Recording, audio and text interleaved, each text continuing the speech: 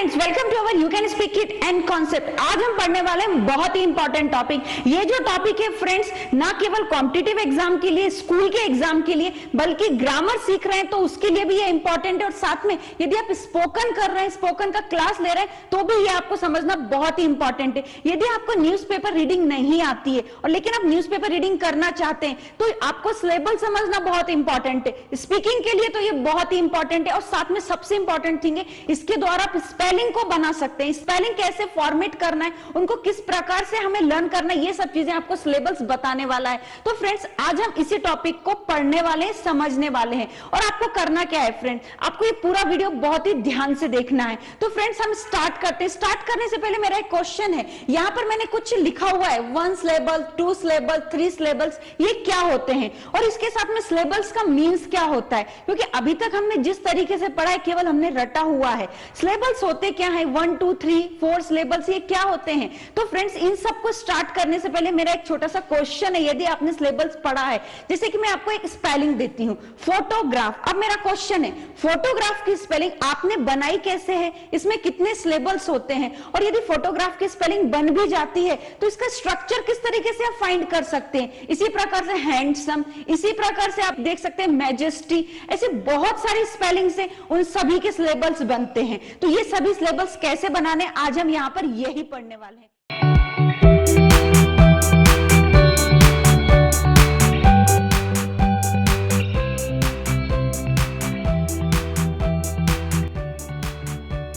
Syllabus किस चीज के बनते हैं, तो फ्रेंड्स सिलेबस हर किसी स्पेलिंग के बन सकते हैं, क्योंकि इसकी जो डेफिनेशन है वो यही बोलते हैं। हम पहले वो देख लेते हैं। अ वर्ड और a part of word which contains 1 vowel sound. तो एक शब्द या एक स्पेलिंग या एक स्पेलिंग का पार्ट जिसमें से वॉवेल की साउंड आती है, स्वर की आवाज आती है, वहां पर हम उसे सिलेबल्स बोलते हैं। तो फ्रेंड्स, अब आपके मन में एक क्वेश्चन ये भी आता होगा कि दुनिया की हर स्पेलिंग में से वॉवेल की साउंड आती है। ऐसी तो कोई भी स्पेलिंग नहीं है, आप मुझे बता दीजिए जिसमें एक भी वॉवेल नहीं होगा। यदि ऐसा होगा तो मैं मान लूंगी कि आपने सच में बहुत स्टडी की, क्योंकि हर स्पेलिंग में वॉवेल आता ही है। इस हिसाब से हर स्पेलिंग का सिलेबल्स फाइंड करना ही पड़ता है। तो सिलेबल्स क्या होते हैं ये मैंने आपको शॉर्ट में बता दिया है। इसकी डिटेल में आज मैं इस वीडियो में बताने वाली हूं। फ्रेंड्स, अपने वीडियो को स्टार्ट करने से पहले यदि आपने हमारे चैनल को अभी तक सब्सक्राइब नहीं किया है तो प्लीज हमारे चैनल को सब्सक्राइब कीजिए, ताकि आगे आने वाला हर वीडियो आप तक पहुंच सके। तो बिना टाइम वेस्ट के स्टार्ट करते हैं सिलेबल्स में। इसके साथ में इसका डिवीजन कैसे करना है, इसके स्ट्रक्चर को कैसे हम फाइंड कर सकते हैं, इसमें नंबरिंग कैसे करना है। फ्रेंड्स, ये टॉपिक है ना, जान है। ग्रामर होने दीजिए, स्पोकन होने दीजिए, कॉम्पिटिटिव एग्जाम होने दीजिए, ये सभी चीजों का बैकबोन है, रीढ़ की हड्डी है। यदि आप ये समझ गए तो आप समझ लीजिए आपने 60% इंग्लिश को समझ ही लिया है। तो स्टार्ट करते हैं। अब सबसे पहले तो आपको मैंने ये बता दिया सिलेबल्स क्या होते हैं। दुनिया की हर स्पेलिंग, कोई भी स्पेलिंग होने दीजिए, उसका सिलेबल्स यदि आप कर लेते हैं तो समझ लीजिए आपको रीडिंग आ गई, राइटिंग आ गई, स्पोकन आ गया, ग्रामर भी आप समझ गए हैं। अब यहां पर ये लिखा हुआ है काउंटिंग सिलेबल्स। ये तो मैंने आपको सिलेबल्स की डेफिनेशन दे दी। अब हमें सिलेबल्स काउंट कैसे करना है, काउंटिंग क्यों इंपॉर्टेंट है। सबसे पहले तो क्वेश्चन ये होता है, क्योंकि यदि आप हर किसी टॉपिक में कब क्यों कैसे करना सीख गए तो समझ लीजिए आप बहुत ही ज्यादा उस चीज में ट्रेंड हो चुके हैं। काउंटिंग कैसे करना है, जैसे कि यहां पर मैंने लिखा है, अभी आप ये ऊपर का 1 सिलेबल छोड़ दीजिए, यहां पर एक केवल मीनिंग लीजिए, DOG डॉग। अब ये डॉग 1 सिलेबल कैसे है, तो इसके लिए फ्रेंड्स आपको थोड़ा सा समझना पड़ेगा। यदि आप 1 सिलेबल समझ गए तो ये दोनों भी सिलेबल समझ जाएंगे। अब डॉग को प्रोनाउंस कीजिए। डॉग को प्रोनाउंस करते टाइम पर आपके मुंह से क्या निकलता है, डॉग। तो कितने वॉवेल्स निकले आपके मुंह से, आपको खुद से प्रोनाउंस करना होगा, खुद से बोलना पड़ेगा, मेरे बोलने से कुछ नहीं होगा, डॉग। तो अभी मैंने जो लिखा है वो किस तरीके से लिखा, आप ऐसे ही सोच लीजिए, डॉग। तो यहां पर ये जो ओ की मात्रा है ये क्या हो गया, हमारा वॉवेल हो गया। तो यहां पर कितने हैं वॉवेल, ऑब्वियसली एक ही है जो आपको दिखाई भी दे रहा है। तो जितने वॉवेल होते हैं उतने ही सिलेबल्स हम उनको काउंट करते हैं। जैसे डॉग में केवल एक ही है, इसी प्रकार से आगे देखिए, फिश।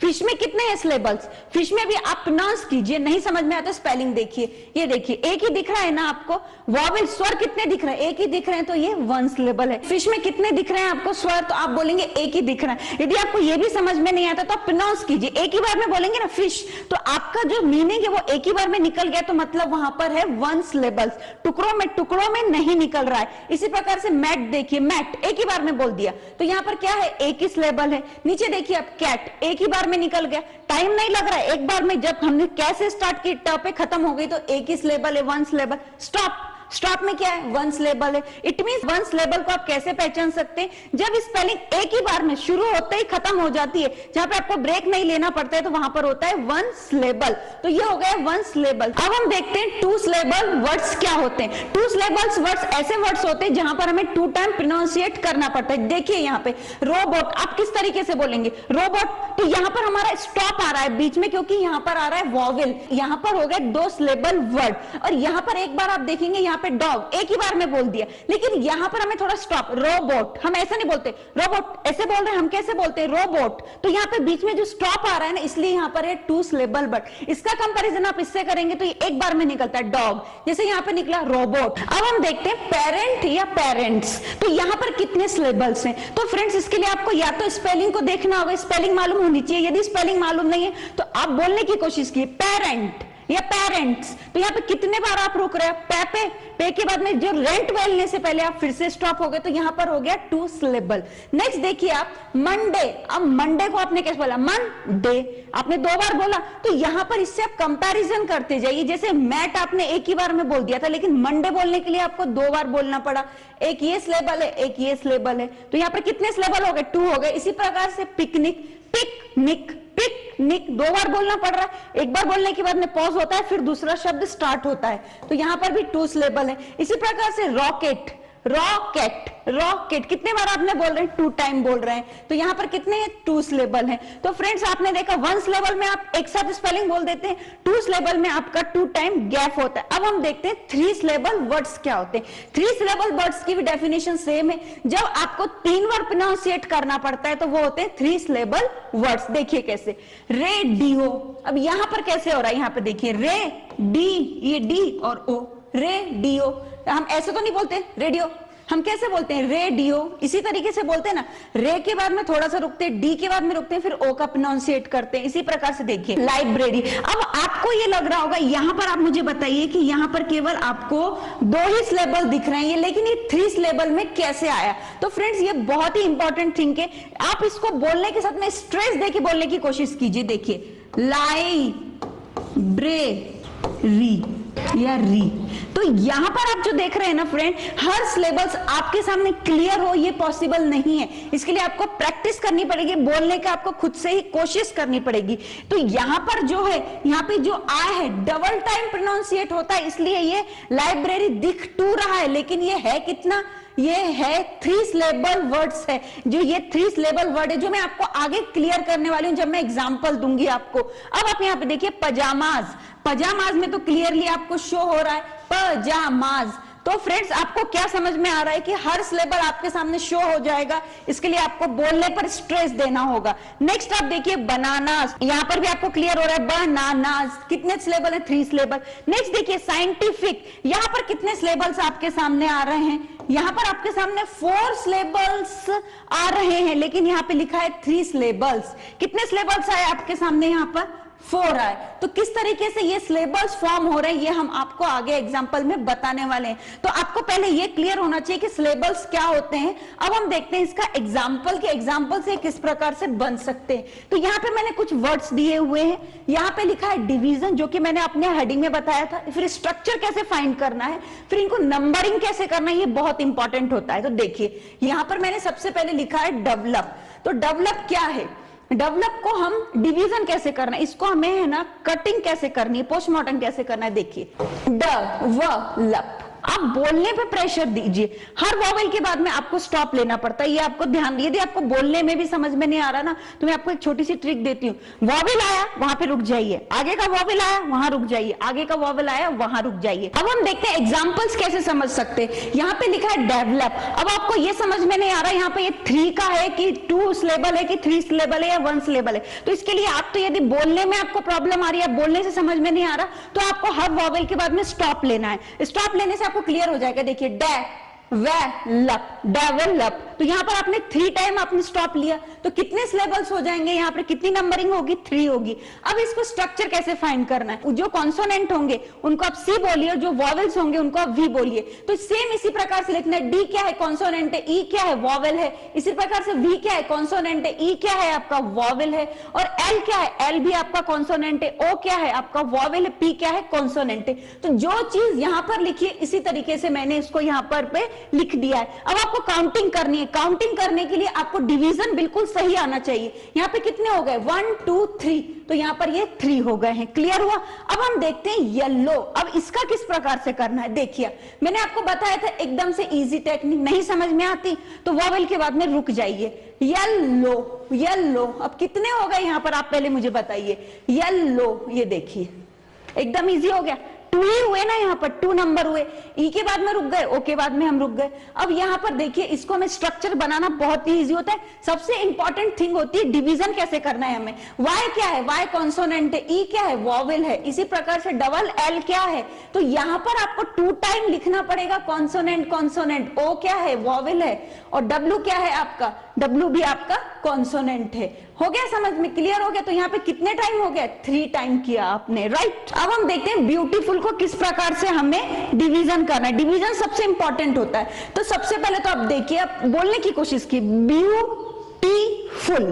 तो यहाँ पर कितने टाइम आ रहा है, देखिए यहाँ पर बी। अभी हम इसका कर रहे हैं बी। बी के बाद में अब आप देख रहे हैं दोनों वॉवेल साथ में है, तो आप कैसे करेंगे। तो इसके लिए आपको करना क्या है, जब लास्ट वाला जो होता है ना वहां तक लिखना है बी।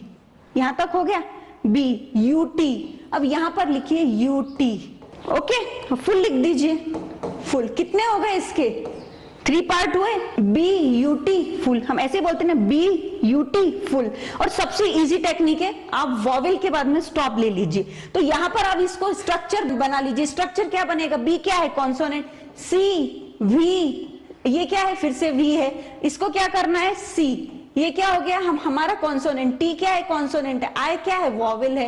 अब एफ क्या है, कॉन्सोनेंट है, तो उसको ऑब्वियसली सी लिखेंगे। यू क्या है, वॉवेल है। एल क्या है, आपका कॉन्सोनेंट है। अब मुझे बताइए यहाँ पे इसके कितनी नंबरिंग करनी है। तो यहाँ पर 3 सिलेबल्स हो गए आपके। कितने सिलेबल्स हुए यहाँ पर, 3 सिलेबल्स हो गए। तो यहाँ पर मैंने आपको ब्यूटीफुल तक बता दिया है, बाकी के आपको खुद से करने। लेकिन अभी भी डाउट है तो मैं एक का फिर से करके बताती हूँ। मैं ये वाला वर्ड लेती हूँ, फोटोग्राफ। अब आप मुझे बताइए इसको हम कैसे डिवीजन करेंगे। तो सबसे पहले तो आपको ये देखना है, फोटोग्राफ।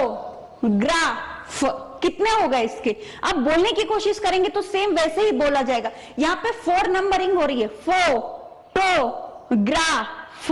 हो गया ना। हम ऐसे तो नहीं बोलते ना फोटोग्राफ, ऐसे बोलते हैं क्या, हम बीच बीच में रुकते हैं। तो यहाँ पे 4 टाइम्स हम यहाँ पे ब्रेक ले रहे हैं। और फ्रेंड्स आपको ऐसा भी नहीं करना कि आप 4 बोलने के बाद में 5 मिनट के लिए रुक गए, मतलब आपको पॉज नहीं होना है। ये स्पेलिंग्स जो हैं, जो आप स्पेलिंग्स देख रहे हैं, इसी तरीके से फॉर्म होती हैं। आपको ये समझ में आता है कि कहां पर आपको स्ट्रेस देना है और कहां पे आपको अपना स्ट्रेस कम करना है। अब यहाँ पर मैं फोटोग्राफ का किस तरीके से डिवीजन करना है वो देख लेते हैं। देखिए फो, ये हो गया, ये हमारा फर्स्ट हो गया। अब हम आगे का देखते हैं, टो, ये देखिए ये सेकंड हो गया।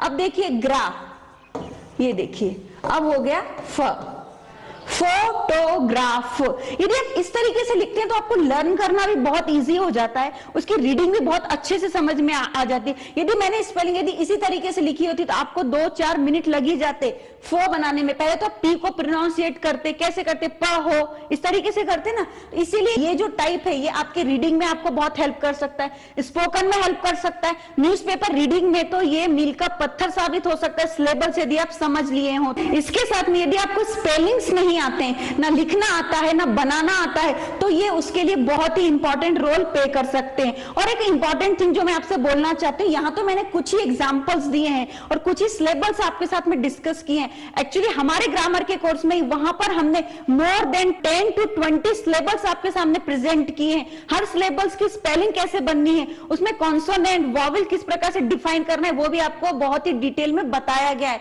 अब मैं यहाँ पर इसको क्या करती हूँ, स्ट्रक्चर डिफाइन करती हूँ। बहुत ही इजी है। पी क्या है, कॉन्सोनेंट है। एच क्या है, कॉन्सोनेंट है। ओ क्या है, वॉवेल है। आपको बस कॉन्सोनेंट वॉवेल देखते हुए जाना है, सी सी वी वी इस तरीके से लिखते हुए जाना है। टी क्या है, कॉन्सोनेंट है ना। ओ क्या है, वॉवेल है। इसी प्रकार से जी क्या है, कॉन्सोनेंट। आर क्या है, कॉन्सोनेंट। ए क्या है, वॉवेल।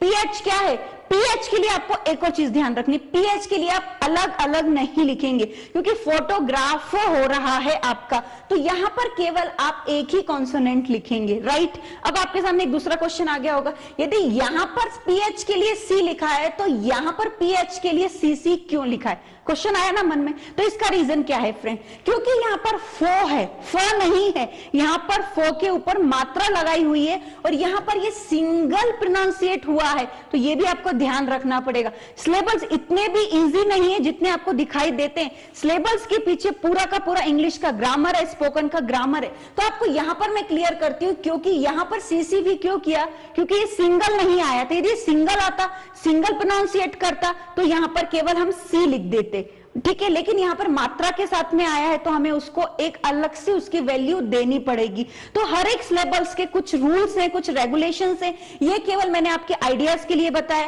बाकी के सिलेबस आपको हमें सॉल्व करके बताने, कमेंट बॉक्स में आपको लिखने कि आपको किस तरीके से आपने फॉर्म किए, और इसकी और भी जानकारी प्राप्त करना चाहते हैं तो आज ही हमारे ग्रामर के कोर्स को आपको परचेस करना होगा। वहां पे सिलेबस एक्चुअली किस प्रकार से फॉर्म होते हैं, कहां पर हमें उसका स्ट्रक्चर बनाना है, किस तरीके से नंबरिंग करनी है, वहां पे उसकी डिटेल में जानकारी दी हुई है। तो फ्रेंड्स ये वीडियो कैसा लगा ये तो आप जरूर बताएंगे, लेकिन कोर्स को आप किस तरीके से परचेस कर सकते हैं तो इसके लिए आज ही हमारे ऐप को इंस्टॉल कीजिए। इंस्टॉल करने के बाद में आपको हमारे वहां पे मेजर 2 कोर्सेज मिलेंगे, स्पोकन का कोर्स है, ग्रामर का कोर्स है। तो आप दोनों में से कोई भी कोर्स परचेस कर सकते हैं या दोनों ही कोर्स परचेस कर सकते हैं। और सबसे इंपॉर्टेंट थिंग, परचेस करने से पहले आप हमारे कुछ डेमो वीडियोस भी देख सकते हैं जो बहुत ही इंपॉर्टेंट है। और ग्रामर के कोर्स में फ्रेंड्स मोर देन 200 टॉपिक्स को कवर किया गया है। ऐसे 200 टॉपिक्स हैं जो बहुत ही टफ समझे जाते हैं, direct, indirect, जीरेंड, active, passive voice, सभी टॉपिक्स को बहुत ही अच्छे से कवर किया गया है। At last friend, thank you very much.